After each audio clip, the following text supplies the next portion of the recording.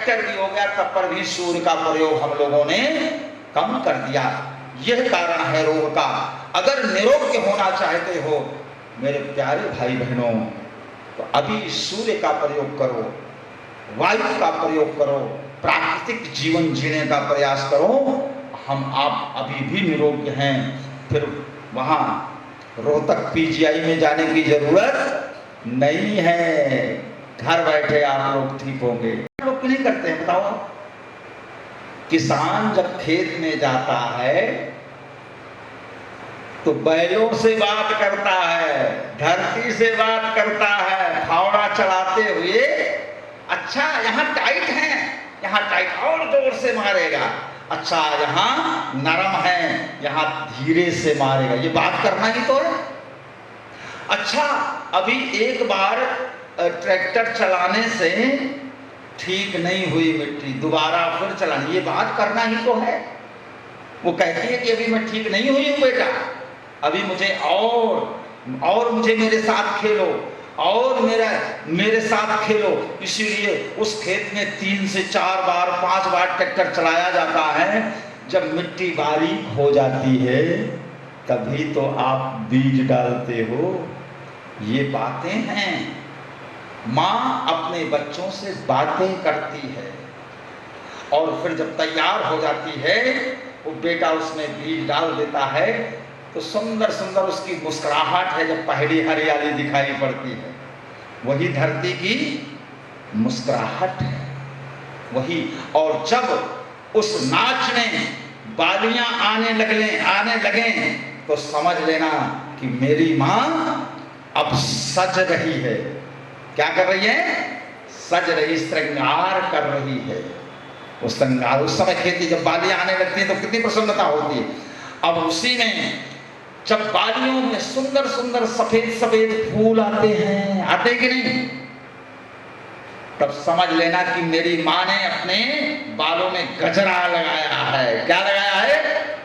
गजरा। गजरा किसका लगाती है भाई? वो बेले के फूल का होता है ना, बहुत महकता है। समझो उस समय माँ अपने बेटे से कहती है तूने मेरी इतनी सेवा किया, देख आज मैं तेरे बाप के योग्य हो गई, बापू के योग्य हो गई। तब भगवान, हमारा बापू भगवान अपनी पत्नी धरती से मिलने आता है। किसके रूप में? पुष्टता के रूप में। जो उसमें पुष्टता, अनाज में जो पुष्टता होती है, जो दूध होता है, पहले दूध बनता है कि नहीं, वही भगवान का आगमन है। आगे चल के जब वो प्रकट हो जाता है, पुष्ट हो जाता है, तो उसको अन्न बोलते हैं। और अन्न को हमारे यहाँ वेदों में कहा गया है अन्नम ब्रह्म व्याजानात्। ब्रह्म माने परमात्मा, माने परमात्मा धरती का पति है। वो सजने के बाद आया और उससे मिला, वो पैदा हुआ। उसी परमात्मा को हम लोग ग्रहण करते हैं। एक बात और बता दूं, कभी भी अन्न की बर्बादी नहीं करनी चाहिए, क्योंकि अन्न भगवान है। अन्न थाली में आ जाए तो हाथ जोड़ के पहले प्रार्थना करो कि आप मुझको प्राप्त हुए हो, आपका धन्यवाद। अब आप हमारे इस शरीर में जाकर के मुझे शक्ति प्रदान करो।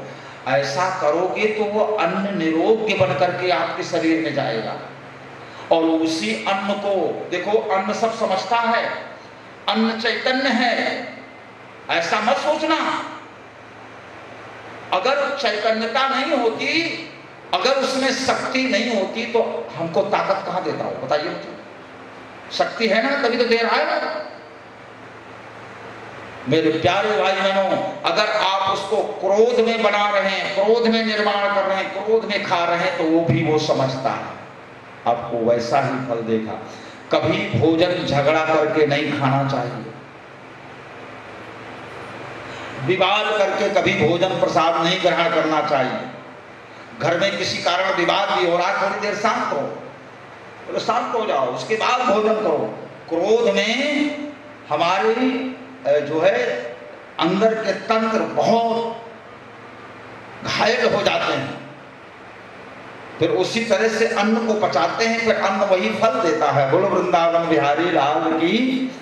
इसलिए ध्यान रखना एक एक बात कि कभी झगड़ा विवाद करके हमें भोजन की थाली के आगे नहीं बैठना चाहिए। प्रसन्नता से भोजन करो। अगर आप जीवन में शांति चाहते हो, प्रसन्नता चाहते हो, आनंद चाहते हो, तो निरंतर हमें प्रसन्नता में भोजन करना चाहिए। ये घर वालों को समझाना। और जो कोई झगड़ा करने लगे ना घर में, मान लो बहुत लोग हैं नहीं मानते, शादी ब्याह में फूफा बड़ी जल्दी नाराज हो जाता है ना, होता है ना, सबसे ज्यादा फूफा ही नाराज होता है। उसको समझाओ कि भाई अभी भोजन का टाइम है, अभी मत नाराज हो, बाद में नाराज हो लेना, जितनी नाराजगी होगी सब दूर कर देंगे आपके बाद में, लेकिन अभी तो प्रसन्नता का समय है, प्रसन्न होइए और आनंद लीजिए इसका। इसी तरह जब घर में विवाद का समय बने तो उनसे मना करो, देखो अभी भोजन का समय है, हम लोग खाने के बाद लड़ेंगे, ऐसा उनसे बोलो कि जब भोजन हो जाएगा ना, रोटी खा लेंगे तब लड़ेंगे, तब और शक्ति आ जाएगी। उतनी देर में भूल जाएगा वो विवाद, ही भाग जाएगा। अपने बोले छोड़ो, इसके यहाँ रहने की जरूरत ही नहीं है, इसने तो हमें भगा दिया। बोलो वृंदावन बिहारी लाल की। तो अच्छा, अब इस पृथ्वी के अधिष्ठ देवता कौन हैं? उनका नाम है शिव। क्या नाम है? हाँ, इसी से भगवान का एक नाम है शंभु। क्या नाम है? शंभु कहते हैं ना भगवान को। शंभु माने भू माने धरती, और समान रूप से जहां हो, समतल हो, या समान रूप से जहां शक्ति हो, या जहां समान रूप से पैदावार होती हो। आप लोग सौभाग्यशाली हो, ध्यान रखना। आप लोगों की धरती में भगवान शिव वास्तव में है, क्योंकि आप लोगों के यहाँ पैदावार अच्छी होती है। आप उत्तर प्रदेश चले जाओ, बिहार चले जाओ, वहां इतना अनाज पैदा नहीं होता।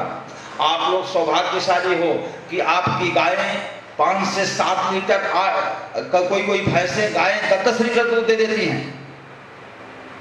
लेकिन वहां आप पूर्वांचल में जाओगे, कोई 2 लीटर दे रही, कोई 1 लीटर दे रही, ऐसा दूध देती है। नई नई ब्याई गाय।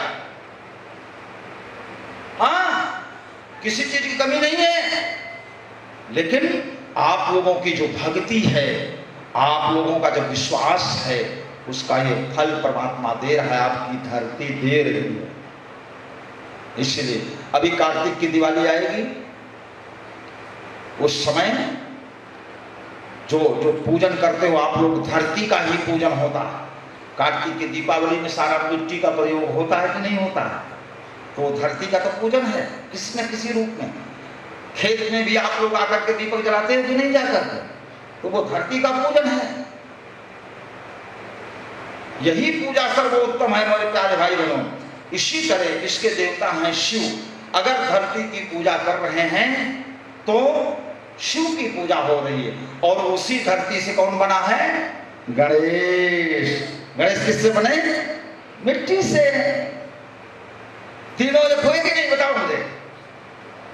कहीं भागने की जरूरत नहीं है, सब आपको यही मिलेगा, सब यही दिखेगा और दिखा के छोड़ूंगा। यही करने आया हूं मैं।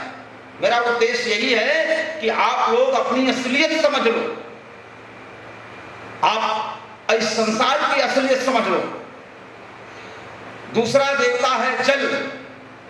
कौन है? जल। जल के बिना भी जीवन नहीं है। और इसका देवता गणेश है। जैसे धरती का देवता शिव है ना, वैसे जल का देवता गणेश है। यही हमारी प्यास को बुझाता है, यही मेरे मन को शांति देता है। अभी आगे चल के चर्चा होगी। यही मेरे मन को शांति देता है। जल पीते हैं कितनी शांति मिलती है बताइए। जल भोजन में प्रयोग होता है तो भोजन कैसे बनता है? निर्माण होता है बढ़िया, रसीला, स्वादिष्ट। आप लोग देखिए, आप लोगों के यहाँ रहा होगा शायद, मुझे लगता था मेरे बचपन में गांव में माताएं जो है, पहले कुआं की व्यवस्था थी, कुएं की। तो गांव में एक कुएं का पानी ऐसा होता था जिससे दाल उबलती थी। और उस कुएं का पानी माताएं दूर दूर तक जाती थी लाने, चाहे जितने दूर होता था। यहां भी था ऐसा? कहां जाते थे आप लोग लाने, कहां कुआं? ओ भाई, वो श्याम बाबा की, बाबा श्याम भोरे जाते थे। सोचिए आप, ये माने गणेश की शक्ति हमें इतनी दूर मिलती थी, उसी जल से ला करके दाल को उबालते थे। ये है जल की प्रक्रिया। माने आज अब जब भी आप लोग जल का प्रयोग करें, पानी का प्रयोग करो, पानी पियो, पानी से बर्तन धोते ही हो, पानी से नहाओ, पानी से कपड़ा धोते हो, तो किसका स्मरण होगा? गणेश का। बोलो वृंदावन बिहारी लाल की। अच्छा, जल का मुख्य लक्ष्य क्या है बताइए? जैसे आपका लक्ष्य भगवान से मिलना है, जल का लक्ष्य क्या है? जल की अंतिम स्थिति क्या है बताइए आप लोग। नहीं, जल की तासीर है शीतलता। क्या?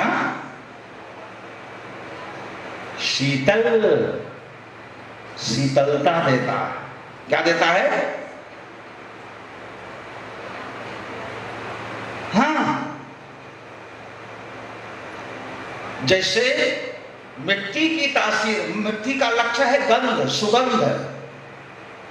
ध्यान रखना, सारे स्वाद, सारी सुगंध सब धरती में है। आप उसी मिट्टी में करेला बो दो, उसी में लौकी, दोनों एक जगह से निकलेंगे, लेकिन करेले में करेले का स्वाद होगा और लौकी में क्यों? दोनों तो एक ही जगह से निकले हैं, एक ही मिट्टी लगी, एक ही जल लगा है, एक ही खाद लगी है, स्वाद अलग अलग क्यों? यही है, जैसा जिसका कर्म है वैसे उसका फल है, वैसे उसका लक्ष्य है। आप सब इस बात को समझिए। तो गणेश भगवान है और इनकी तासीर है शीतलता। शीतलता माने शांति। गणेश क्या देते हैं? शांति। अच्छा, शांति मिलती कैसे है? आपके हमारे जीवन में शांति कैसे आती है बताओ? यहां भी तो आना है भाई, ये तो गणेश का स्वरूप था। अब आपके अंदर शांति कैसे आती है बताऊं? बताऊं कि नहीं? ऐसी वाणी बोलिए, हैं? गाओ। ऐसी वाणी बोलिए, मन काया पाखो, ऐसी वाणी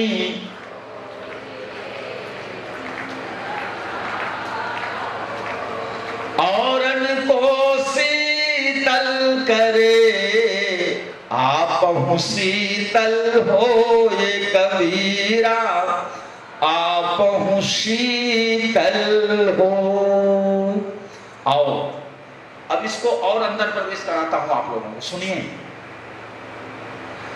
गुरुदेव की कृपा है मेरे लिए, आप एक बात के लाखों उदाहरण लीजिए।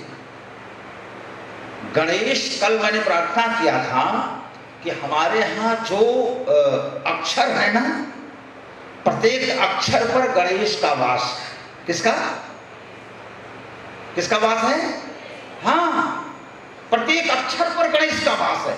इसलिए उसे गणेश अथर्वशीर्ष में पंचसा अक्षर का स्वामी बताया गया है। 50 अक्षरों का स्वामी बताया गया है उसे। अच्छा, एक बात बताओ, अक्षर कहां होके निकलते हैं?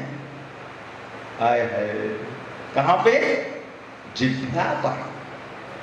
जीव सबके है कि नहीं? किसके किसके है जिह्वा बताओ जरा। जीव तो सबके है, कोई मना नहीं कर सकता। और अक्षर उसी जिह्वा पर होते हैं। किस पे? जिह्वा पर। इसीलिए माने अक्षर के रूप में गणेश हमारी जिह्वा पर पहले विराजमान होता है, तभी शब्द बनते हैं। तो जब भी बोलने लगो किसी से वार्तालाप करने लगो, किसी से बातचीत करने लगो, तब सोचो कि मैं नहीं, गणेश बोल रहा है। कौन बोल रहा है? अच्छा, गणेश कभी गाली बोलता है? नहीं ना। गणेश कभी किसी की चुगली करता है? नहीं ना। गणेश कभी इधर उधर की बात करता है? तो आज से सोच लेना आप लोग, ध्यान रखना, जब भी ऐसी हुड़क उठे कि मैं उसके घर की बात उससे बताऊं, हुड़क ही उठती है लोगों में, है ना। उनका भोजन नहीं पचता, किसी के घर की बात सुन लेते हैं बिना बताए। जब भी अपच हो आपके पेट में कि वो बात निकलनी है किसी के पास जा करके, तब भी स्मरण करना कि मैं नहीं बोल रहा हूं, गणेश बोलने जा रहे हैं। और गणेश कभी गलत कार्य नहीं करते हैं, क्योंकि शंकर जी के पुत्र हैं। बोलो गणेश भगवान की।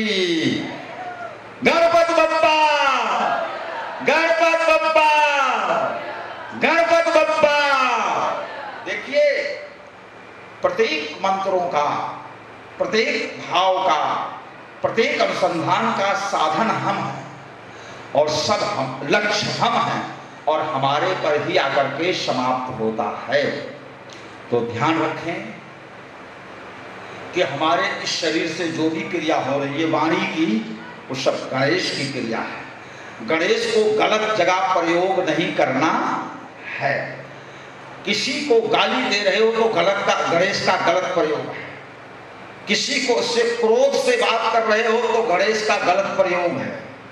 किसी की चुगली, किसी के घर की बात किसी दूसरे से कर रहे हो तो गणेश का गलत प्रयोग है। अच्छा प्रयोग क्या? अच्छा प्रयोग क्या है गणेश का? है? गणेश का सबसे अच्छा प्रयोग है, गणेश नाम जाप करते हैं। क्या करते हैं? नाम जाप। कितने कितने लोगों ने नामदान ले लिया? हाथ उठाओ जरा। नामदान लिया है कि नहीं? बहुत कम लोगों ने लिया है भाई, क्या बात है। नामदान सबको लेना चाहिए, ठीक है कि नहीं? और नहीं तो यहां से जो मंत्र देता हूं उसी को नाम समझ लिया करो आप, ठीक है कि नहीं? उसी का जाप किया करो, वो भी फल देता है। अब सोचिए, उसी गणेश जी, उसी का नाम, उस परमात्मा का नाम, जो परमात्मा का नाम लेता है वो गणेश को बहुत प्रिय लगता है, क्योंकि उसी नाम को गणेश भी जाप करते हैं। बोलो वृंदावन बिहारी लाल की। आइए हम लोग भी उसी नाम का जाप करें, थोड़ी देर करें। हो मंगल भवन अमंगल हारी, द्रवंश दशरथ अजीर बिहारी, राम सिया राम, राम सिया राम, सिया राम जय जय राम, राम सिया राम, सिया राम जय जय राम। हो दीन दयाल विरद संभारी,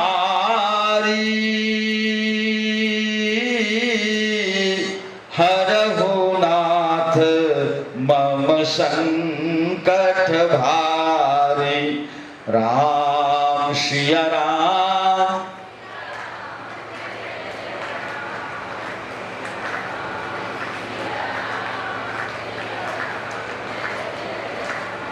ओहो राम सिया राम, सिया राम जय जय राम, राम सिया राम, सिया राम जय जय। हो अब प्रभु कृपा करहु यही भान,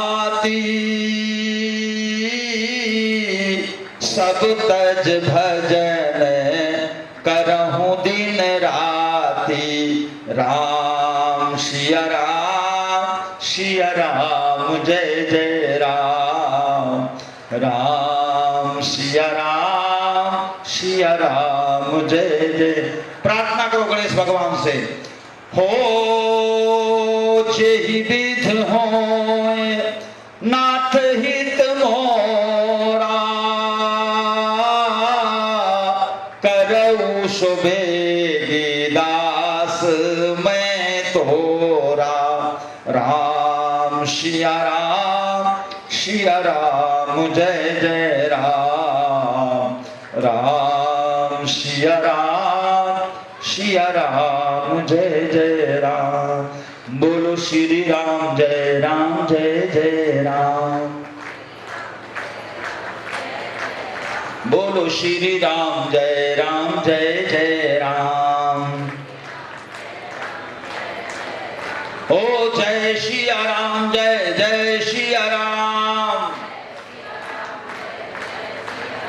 ओ जय सिया राम जय सिया राम। गणपति जापे आठो याम जय सिया राम, ओ गणपति जापे आठो याम जय सिया राम जय सिया राम। हो नाम प्रभाव जान गण राऊ, राम सिया राम जय जय राम, राम सिया राम जय जय राम, राम सिया राम जय जय राम। हो राम सिया राम जय जय राम। बोलिए गणेश भगवान की, हर हर महादेव। जय गणेश, हर हर गणेश, जय जय गणेश। मेरे प्यारे भाई बहन, तो गणेश जल है। क्या है? गणेश हमारी वाणी पर निवास करते हैं शब्द के रूप में, और गणेश देते क्या हैं? शांति। क्या देते हैं? अगर शांति पाना चाहते हो तो जवान अपनी जो वाणी है, जो जीवा है, इसको सुधार लो। क्या? जो वाणी को सुधारता है उस पर गणेश की विशेष कृपा होती है। गणेश के पूजन का यही फल है कि आपकी वाणी सुंदर बन जाए, मीठी बन जाए। ज्योतिष शास्त्र के मुताबिक, ध्यान रखना, ज्योतिष शास्त्र के मुताबिक भी अगर जब किसी मनुष्य पर गणेश की बुध की महादशा चलती है, किसकी? जैसे शनि की महादशा होती है, राहु की महादशा, केतु की महादशा, सूर्य की महादशा, इसी तरह जब बुध की महादशा चलती है तो उस व्यक्ति का समाज में बड़ा प्रभाव हो जाता है। उसकी वाणी सुंदर हो जाती है, वाणी मीठी हो जाती है, जिससे बोलता है बड़े प्रेम से बोलता है। ठीक है? और इसलिए उससे सब लोग जुड़ जाते हैं। बोलो वृंदावन बिहारी लाल की। तो गणेश जल हैं। अब जैसे तीसरा है अग्नि, पृथ्वी, जल, उसके बाद आता है अग्नि। अग्नि के देवता कौन है? अग्नि की देवता शक्ति है, माहेश्वरी, माने माता पार्वती, माता दुर्गा जिसे कहते हो। बोलो वृंदावन बिहारी लाल की। हाँ, अग्नि की शक्ति दुर्गा है। अब आप लोग अग्नि का प्रयोग कहां कहां करते हो? देखो आप, बोलो वृंदावन बिहारी लाल की। अग्नि का जीवन में प्रयोग कहां कहां है? अग्नि का प्रयोग तो जन्म से लेके मृत्यु पर्यंत तक। अग्नि जैसे बच्चा जन्म घर में आता है, जन्म लेकर के तुरंत आग जला दी जाती है ना, उपला लगा दिया जाता है, सुलगती रहती है। और उसके बाद में जीवन में फिर भोजन बनाने के काम, सर्दी में सेकने के काम, है ना, फिर अलाव जलाने के काम में, खेती में भी काम आती है अग्नि। आप लोग वो जला देते हो, क्या बोलते हैं, पराली जला देते तो दिल्ली में प्रदूषण हो जाता है। देख लो आप लोग प्रदूषण भी कर देते हो। बोलो वृंदावन बिहारी लाल की, है ना। नहीं, केजरीवाल यही कहते हैं कि भाई दिल्ली से, पंजाब से और हरियाणा से प्रदूषण आकर के दिल्ली में हो गया। बोलो वृंदावन बिहारी लाल की। मेरे प्यारे बच्चों, देखिए अग्नि हमारे जीवन में कितना प्रयोग में है। जन्म से लेकर जीवन पर्यंत प्रयोग करते हैं और अंत में जाकर के उसी अग्नि में हम लोग मिल जाते हैं। अग्नि ही अब में समाहित कर लेती है। अब आप देखो, मैंने अभी प्रार्थना किया कि अग्नि की शक्ति है पार्वती। कौन? तो पार्वती जब हमारे साथ सदा है तो हमें भय किस बात का? जन्म से लेकर के मृत्यु तक हमारे साथ है, तो भय तो नहीं होना चाहिए। जो अच्छा एक बात बताओ, मां की गोद में बच्चा भयभीत होता है, हैं? उसके सामने चाहे शेर आ जाए, चाहे विराट से विराट, भयानक से भयानक जीव आ जाए, और चाहे बहुत क्रूर आदमी आ जाए, मां की गोद में बैठा हुआ बच्चा क्रूर से क्रूर आदमी को झापड़ मार सकता है। तो वृंदावन बिहारी लाल की, वो डरता नहीं है। मेरे प्यारे भाई बहनों, इसी तरह हम लोग भी माता पार्वती की गोद में निरंतर निवास करते हैं। किसी से भयभीत होने की जरूरत नहीं है। हमारा कोई कुछ बिगाड़ नहीं सकता, न भूत, न प्रेत, न पिशाच, न जिन्न, न मजाक। ठीक है कि नहीं? ये सब बिल्कुल निर्भय हो जाओ, कोई भी कुछ करा नहीं सकता आपके साथ। बस अपने आप को अनुभव करो कि मेरी माँ मेरे साथ है, मैं अपनी माँ के गोद में निरंतर निवास करता हूं। अच्छा, माँ नहीं है अग्नि? अग्नि माँ है, देखो तो सही। जब मेरी रोटी को पुष्ट करती है सेंक करके, अपनी शक्ति देती है रोटी में, तो शक्ति कौन देती है? बच्चे को माँ ही तो देती है। बच्चे को शक्ति माँ से ही तो मिलती है। जब माँ का दूध पीता है वो तो उसे शक्तिमान होता है। ऐसे हम लोग सदा बालक भाव से अपने जीवन को व्यतीत करो। जब हम चूल्हे में रोटी को सेकते हैं तो माँ अपनी शक्ति पहले वो दूध के द्वारा देती थी और अब वो अग्नि के द्वारा दे रही है। बोलो वृंदावन बिहारी लाल की। इतने शक्तिवान हैं हम और आप। इसी तरह चौथा तत्व है वायु, हवा। हवा का अधिष्ठान देवता है सूर्य। कौन?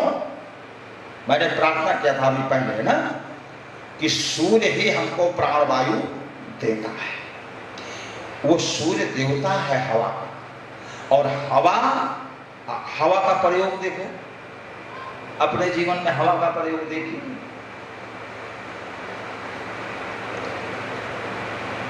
हवा अंदर न जाए तो जय श्री राम,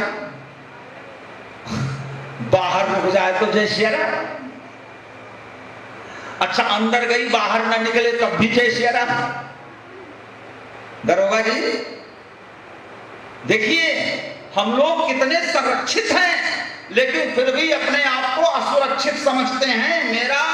मेरी प्रार्थना इस व्यास गति से सदगुरु के पास से यही है कि हम सुरक्षित हैं, असुरक्षित बिल्कुल मत समझिए, क्योंकि हम अपनी माँ की गोद में निरंतर निवास करते हैं। यही मेरी व्यास गति आप लोगों को समझाना चाह रही है कि सूर्य भगवान के प्रकाश के संरक्षण में हम लोग हमेशा रहते हैं। सूर्य भगवान के प्राणवायु के संरक्षण में हम हमेशा हैं। सूर्य के कृपा से हमारी आंखें संसार को देख रही हैं। सूर्य की कृपा से हमारे दूध में शक्ति आ रही है। देखो, आप लोग दूध बहुत पैदा करते हो, आप लोग अब तो शक्तिवान नहीं रह गए, आप कमजोर हो गए, बहुत रोग हो गए। जानते हो क्या कारण है? अब आप लोग सूर्य का प्रयोग कम करने लगे, एसी का प्रयोग ज्यादा करने लगे। सूर्य भगवान का प्रयोग कम हो गया, एसी पंखे का प्रयोग ज्यादा हो गया। अब गर्मी लगती है तो पेड़ के नीचे नहीं जाते हैं, कहां जाते हैं? कमरे में, एसी में दुबकते हैं। अब पहले गर्मी लगती थी तो पेड़ के नीचे जाते थे, बीजना से हवा पैदा करते थे। बगीचे में पहले भी गर्मी पड़ती थी, ध्यान रखना। बाग में पूरी गर्मी व्यतीत हो जाती थी, और बच्चे तो वैसे भी घर में नहीं रहते, दोपहरी में बगीचे में ही निवास करते थे, उनको कोई लू नहीं लगता। अब आज तो थोड़ी सी भी गर्मी पड़ जाती है, देखो हांफने लगते हैं। मेरे प्यारे बच्चों, कमजोर हम इसीलिए हो रहे हैं कि हमने सूर्य का प्रयोग कम कर दिया। पहले किसान हल बैल के साथ पूरा दिन खेत में चलता था, पूरा दिन धूप लगती थी उसको, पूरा दिन पसीना निकलता था, निरोग के रहता था वो। लेकिन आज रात में ट्रैक्टर चलाते हैं महाराज, जा करके बोले दिन में बड़ी धूप है, रात को चला लेंगे हम तो राम कुमार।